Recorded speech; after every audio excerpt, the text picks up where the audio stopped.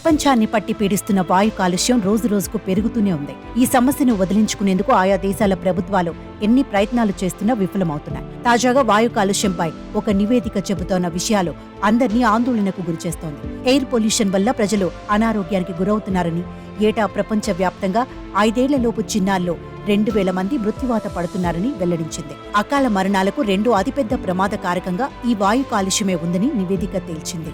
అమెరికాలోని Health Effects Institute for Health Metrics and Evaluation Global Burden of Disease పై అధ్యయనం చేసింది. ఈ నివేదిక ప్రకారం 2021లో ఏకంగా 81 లక్షల మంది చిన్నారులు ఈ కాలుష్యభూతం వల్లే ప్రాణాలు విడిచారు. అంటే మొత్తం మరణాల్లో ఇది 12%.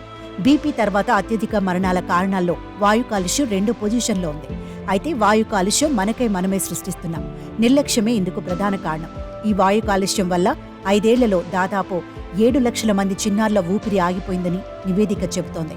ఇక ఇందులో అధిక మరణాలు ఆఫ్రికా, ఆసియా దేశాల్లో ఉన్నాయి. ఇళ్లలో బొగ్గు, చెక్కలు, పేడ వంటివి వంట చెరుకుగా వాడటం వల్ల చిన్నారుల మరణాలు సంభవించినట్లు నివేదికలో పేర్కొన్నారు.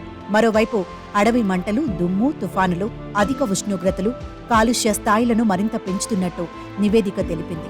ఈ వాయు కాలుష్యం వల్ల క్యాన్సర్, గుండె జబ్బులు, డయాబెటీస్ సహా ఇతర అనారోగ్య సమస్యలు వస్తున్నాయని వివరించింది.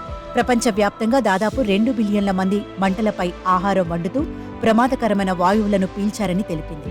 అయితే మెరుగైన స్టవ్లు అందుబాటులోకి రావడంతో 2020 నుంచి చిన్నారుల మరణాలు కాస్త తగ్గాయని హెల్త్ ఎఫెక్ట్స్ ఇన్స్టిట్యూట్ పేర్కొంది. ఈ వాయు కాలుష్యం ఇలానే కొనసాగితే భవిష్యత్ తరాలపై ప్రభావం పడుతుంది. దీన్ని తగ్గించే పనిలో ప్రతి ఒక్కరూ భాగస్వామ్యం కావాల్సి ఉంటుంది.